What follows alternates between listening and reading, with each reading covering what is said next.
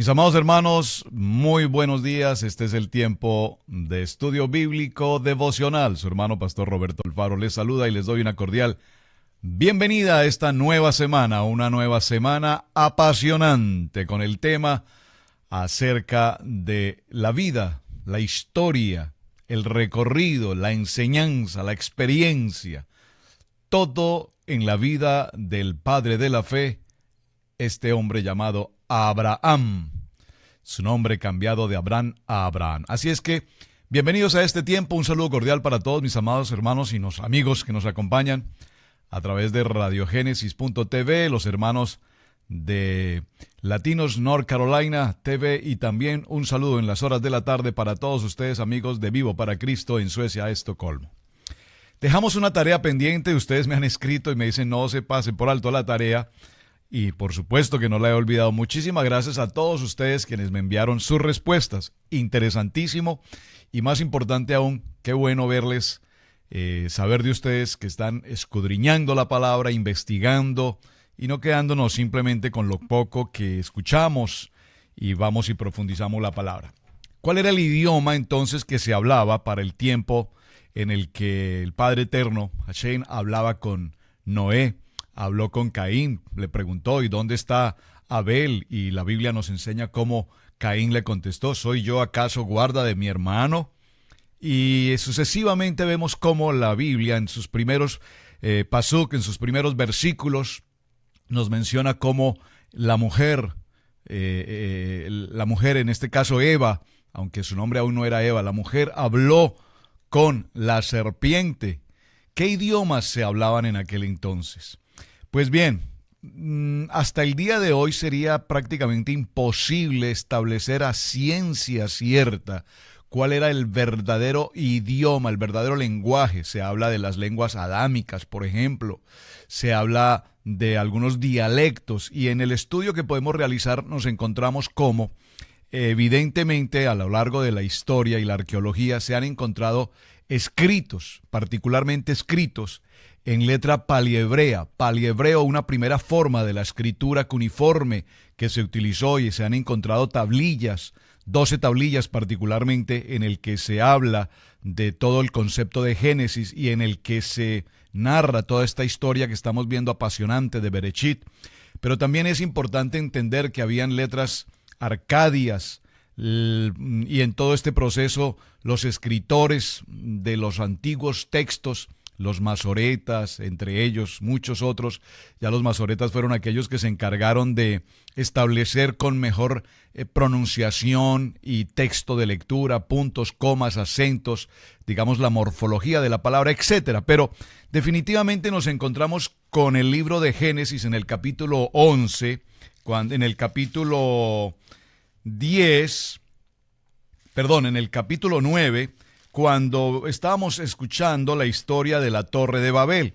Y allí en ese texto nos encontramos después de la historia de Noé, en el capítulo 9, nos encontramos frente a una historia apasionante. ¿Cuál es? La Torre de Babel. Y en esa Torre de Babel dice puntualmente la Escritura que toda la humanidad hasta ese entonces hablaban un mismo idioma. Definitivamente, la respuesta más práctica que hemos escuchado, ustedes me escribieron respuestas muy interesantes, las más importantes respuestas entre el arameo y el hebreo. Definitivamente, podríamos considerar que ha sido el hebreo la palabra o el lenguaje que se hablaba en aquel entonces. Lo que sí tenemos claro es que, repito, todos hablaban un mismo idioma, según lo que nos dice la palabra frente a la ciudad de Babel. Allí se confundieron las lenguas. La pregunta que surge importante allí es, cuando Dios confundió estas lenguas y dio origen a los idiomas, la pregunta es si el idioma primario, es decir, todos aquellos descendientes de Adán, Caín y demás, las generaciones, 10 generaciones hasta Noé, realmente cuál fue el idioma que ellos hablaron. Entonces vamos a dejarlo en conclusión a la respuesta. Yo les pedí un concepto bíblico, que me dieran una respuesta bíblica, Génesis capítulo 2, verso 7, y vemos cómo en el tema que vamos a entrar hoy se habla de Abraham precisamente, y al mencionarse a Abraham, se menciona a Abraham como el hebrit, como el hebreo.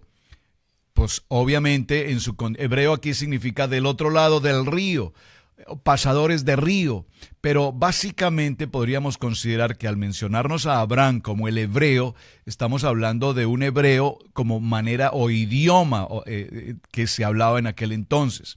Sin embargo, cuando veamos el desarrollo de esta historia y entremos a Abraham profundamente, nos daremos cuenta que él viene a la tierra de Canaán. Y ya en la tierra de Canaán se hablaba otro idioma que era precisamente el idioma del cananeo. También se junta posteriormente este cananeo con el árabe, con el arameo, y empieza todo este proceso de la historia, porque recuerden que las primeras formas de escritura también no eran la letra como la podemos conocer en el día de hoy en los diferentes idiomas. Incluso el idioma hebreo ha sido transformado hasta el hebreo moderno que tenemos hoy, pero el principio, por ejemplo, la letra Aleph representaba una cabeza de toro, la letra Bet representaba una casa, es decir, había una simbología. La letra Gimel, que representaba el camello, y la letra Resh, que representa también una cabeza. Es decir, las formas de escritura eran formas de escritura totalmente simbólicas, sin ningún tipo de puntuación, sin ningún tipo de morfología, de oraciones determinadas. Por lo tanto, los masoretas fueron los primeros, y allí hay que resaltar la labor extraordinaria que desarrolla Esdras, que es quien definitivamente da o establece o determina la forma de la escritura en buena parte que conocemos hoy por párrafos, por oraciones, por las tildes, por las acentuaciones, particularmente por los puntos, los símbolos de puntos y comas y demás. Así es que la respuesta vamos a dejarla en el hebreo, simbolizándolo más en su idioma como Lashon Ivri, la Lashon Kadosh, la lengua santa, básicamente. Lashon Kadosh, la lengua santa. Muchísimas gracias a todos ustedes por estar atentos a la pregunta y por tomarse un tiempo de investigar, enviarme respuestas, y estamos conectados. Muy bien. Nos vamos para nuestro tema de semana. Vamos a estar hablando entonces de la vida, repito, y de la historia apasionante de Abraham. Y es importante que me acompañe, por favor, al libro de Génesis, y en el libro de Génesis estaremos dando principio en el capítulo 11. Allí en el capítulo 11 cerramos la historia de la Torre de Babel, la ciudad de Babel, Babilonia, confusión de los idiomas, y empieza el verso 10 del capítulo 11 hablándonos de las generaciones de Sem. Muy importante, por favor, muy importante. Estas son las generaciones de Sem, porque recuerden que hasta al tiempo de Babel estamos hablando de las generaciones de ¿quién? De Cam. Dijimos que de las generaciones de Cam vienen tanto Canaán como viene también Egipto.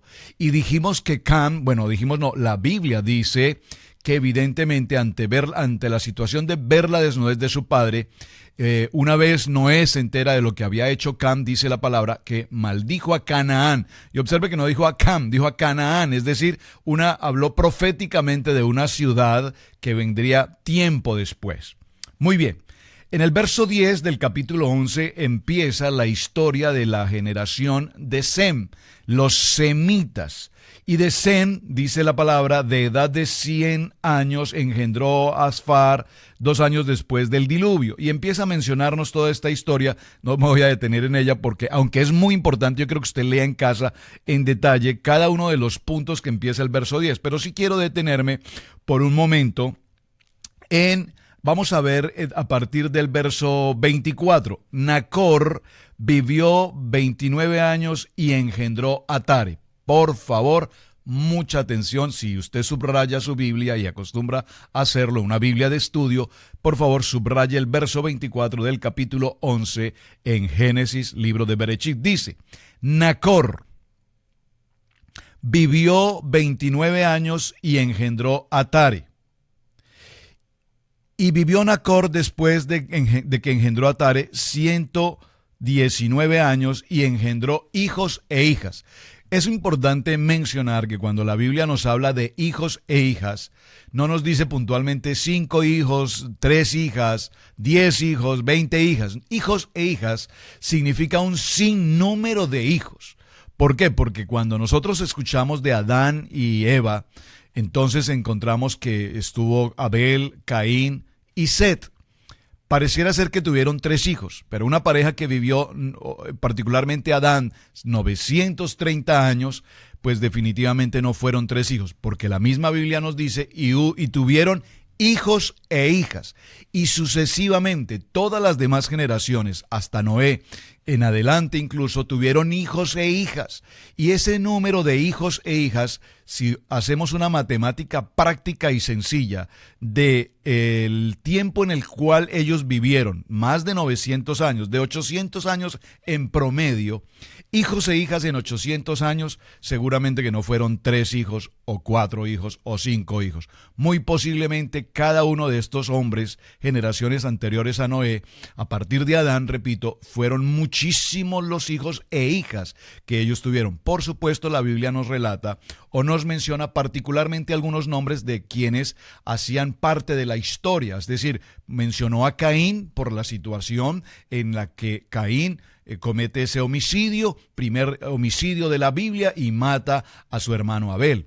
Ahora, en el verso 10, repito, vienen las generaciones de Sem, y en el verso 24 nos habla de Nacor, ¿verdad? Y nos dice que después de que engendró a Tare, 119 años y engendró hijas e hijas.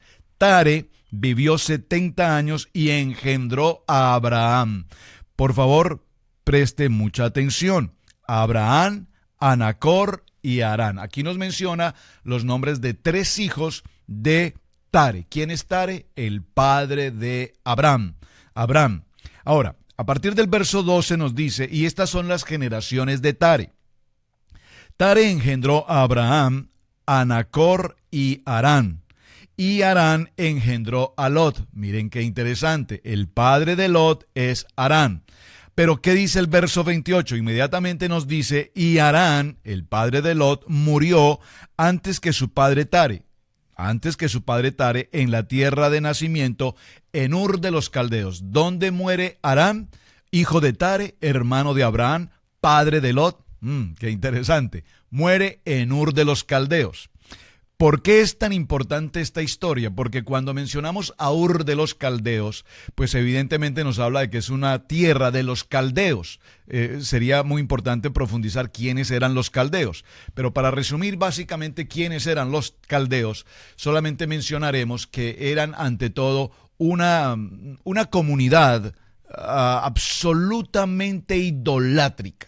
Era una comunidad en la que su vida permanente era la idolatría a dioses, particularmente los dioses del fuego, como lo indica en el estudio, la historia de los dioses. Usted recordará que en ese desarrollo de idolatría se encuentra precisamente ¿quién? Tare, y por supuesto, ¿quiénes? Sus 3 hijos, entre ellos, por supuesto, Abraham, Nacor y Harán. Por supuesto, Lot venía de esta historia. Es decir, aquí es importante resaltar cómo las generaciones de Tare, entre las que estamos hablando, Abraham, todos ellos venían de una cultura, de una forma de pensar, si me permiten la expresión, de una religión a dioses, a figuras, a todo tipo de representaciones físicas, a todo tipo de creencias respecto de dioses. El dios de prosperidad, el dios de fertilidad, el dios de sanidad, el dios de vida, el dios de salud, todos estos tipos de dioses, y dentro de ello, por supuesto, todo lo que son conceptos de idolatría, entre ellos brujería, hechicería y todo tipo de demás circunstancias. Esto solamente para mencionarlo, ¿por qué? Porque cuando veamos el desarrollo de esta semana en el tema de Abraham, nos daremos cuenta cuán importante es en el capítulo 12 el llamamiento. Si hay algo que quiero que resaltemos esta semana, puntualmente va a ser el tema del llamamiento. ¿En qué momento Dios llama? Porque es importante que establezcamos cómo Abraham recibe un llamamiento de parte de Dios. Es decir, Dios habla a Abraham, y esto lo vamos a resaltar. En cuántas ocasiones Dios le habló a Abraham, en cuántas ocasiones Dios dialoga, mantiene una comunicación abierta con Dios, y cómo es de importante establecer en esos diálogos que ellos llegaron al punto de tener una amistad. Y quiero resaltar esto de manera importante, porque del único en toda la Biblia en el cual Dios dice, este es mi amigo, este me ama, es evidentemente Abraham. Es decir, sin que vayamos a desmeritar la labor que desarrolló Isaac y posteriormente Jacob y demás patriarcas, sí es importante encontrar que a través de esta semana, en el estudio que tenemos de Abraham, vamos a aprender impresionantemente la responsabilidad que cada uno de nosotros tenemos frente a la vida del creyente. Es decir, hoy simplemente nos limitamos a visitar la congregación y en alguna actividad, cuando viene una persona a la congregación y entrega su vida al Mesías, entonces nosotros pues nos sentimos muy contentos y creemos que esto ya es todo, como dice la palabra en Romanos, si confesares, en el libro de los Hechos, perdón, si confesares con tu boca y creyeres con tu corazón, entonces serás salvo. Y parece ser que nos quedamos ahí. Y serás salvo. Pero esto es más que serás salvo. Entrar a la vida de la iglesia, el pertenecer al cuerpo, es algo que nos lleva a tener una extraordinaria responsabilidad. Y tal vez la palabra más importante que deba resaltar en este punto es obediencia. Por lo tanto, esa obediencia la vamos a aprender precisamente a través de la vida apasionante de Abraham. Seguimos con el texto en el capítulo 11 y dice entonces la palabra. Abraham, y murió Harán en Tare, murió Harán antes que su padre Tare en Ur de los Caldeos. Verso 29. Atención, porque aquí hay algo que usted debe identificar y diferenciar entre el verso 11 y el verso 2, entre el capítulo 11 y el capítulo 12. Veamos. Y tomaron a Abraham y Nacor para sí mujeres. El nombre de la mujer de Abraham era Sarai, y el nombre de la mujer de Nacor, Milca, hija de Harán, padre de Milca y de Isca. Es decir, que la esposa de Harán era una hija de su hermano, es decir, su sobrina. Miren qué interesante. Muy bien, mas Sarai era estéril y no tenía hijos. Observen que aquí la Biblia, en el verso 30, se toma el tiempo para que en este pasuk nos mencione que Sarai, la esposa de Abraham, era una mujer estéril. Y no solamente esto es importante que la Biblia lo mencione, sino que además el concepto de esterilidad, a lo mejor hoy en el siglo XXI se habla de una esterilidad, pero se entiende que hay opciones de adopción o de otro tipo de fecundación in vitro o algunas otras soluciones de carácter médico. Pero para el tiempo de Abraham y de su esposa Sarai, el ser una mujer estéril era algo impresionantemente delicado, algo muy grave, porque si había algo que hacía que la mujer tuviese valor, que la mujer ocupase su labor propiamente como mujer, precisamente era el tener hijos.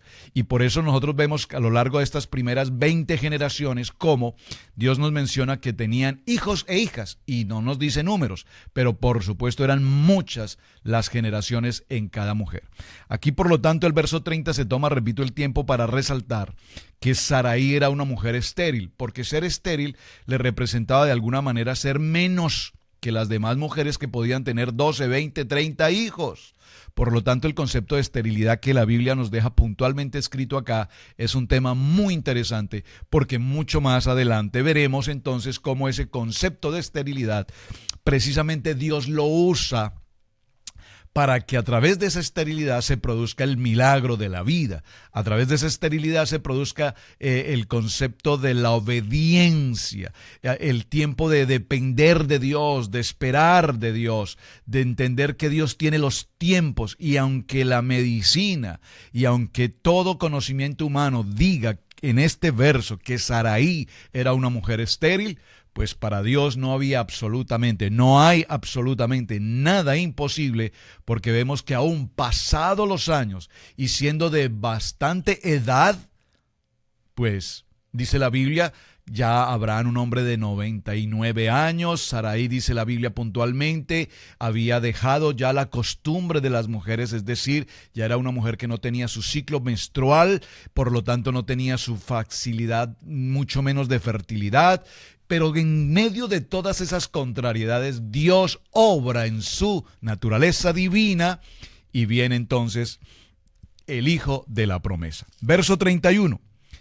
Y tomó Tare a Abraham su hijo y a Lot. Por favor, observe que aquí Harán, el hijo ya murió, que es el papá de Lot, y observe que en este verso 31, Nacor permanece en Ur de los Caldeos. Ur, uno de los hijos de Tare, era evidentemente absolutamente entregado a la idolatría. Permítame utilizar una expresión más común, a la religiosidad, a la religión.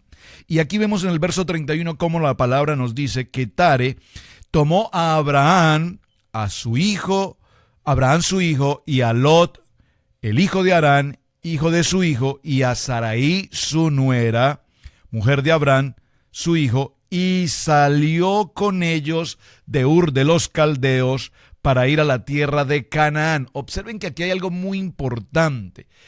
¿En qué momento Tare toma la decisión de salir de este concepto caldeo de la idolatría y decide tomar tanto a su hijo Abraham como a su esposa y a su sobrino, a su nieto mejor, y salir hacia Canaán?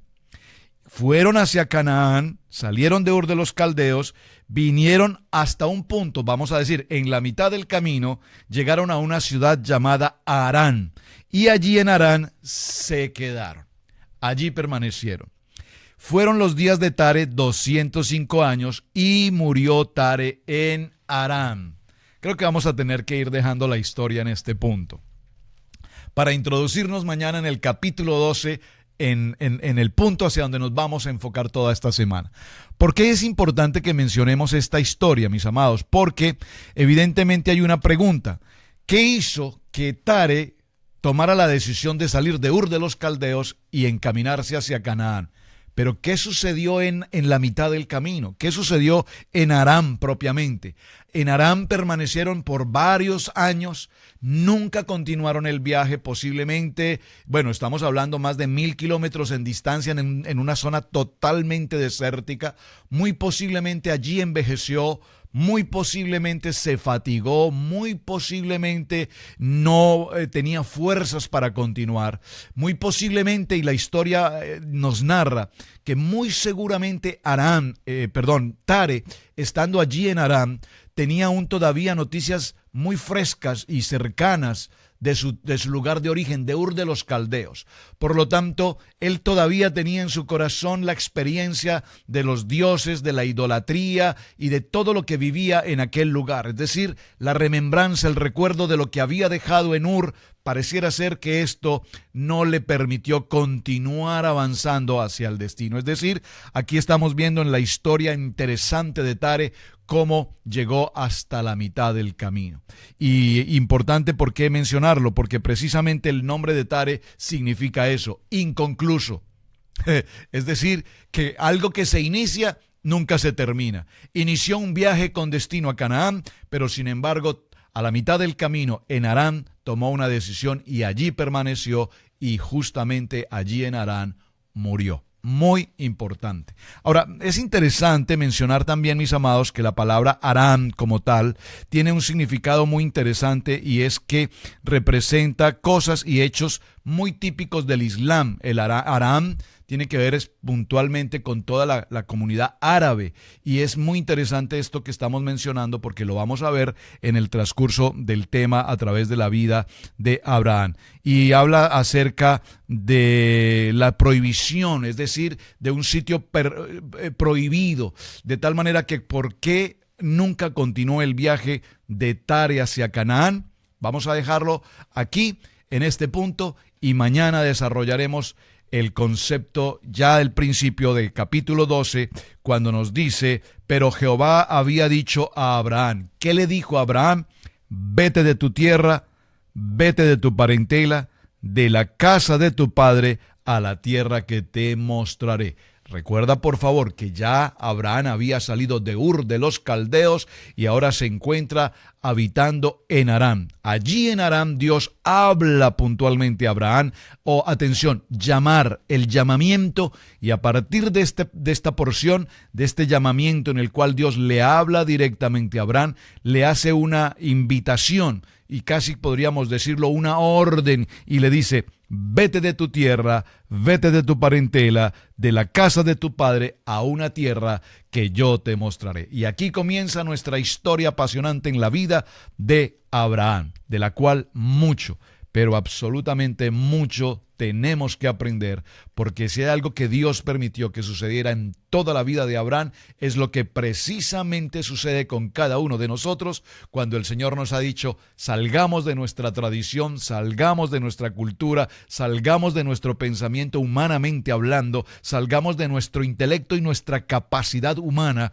salgamos de nuestras propias fuerzas y partamos hacia un lugar donde el Señor nos indicará y donde Él dice, y en ese lugar nos da promesa, y en ese lugar yo los bendeciré. Alguien está recibiendo esta palabra hoy, ¿verdad? Y el Señor te está diciendo: es tiempo de salir, es tiempo de dejar todo aquello que te ha tenido atado a la misma pobreza, a la misma miseria, a la misma incapacidad, a la misma vida rutinaria. Y el Señor te dice: es tiempo de dejar todo esto, porque algo muy grande y valioso, importante, tengo para tu vida. Mis amados, su hermano el pastor Roberto Alfaro les saluda. Muchísimas gracias por acompañarnos en este principio de semana con este tema, repito, apasionante. Lech lecha, vete de tu tierra. Al día de mañana les espero. Shalom, bendiciones. Gracias por sus mensajes, gracias por su saludo y gracias por compartir el video. Bendiciones.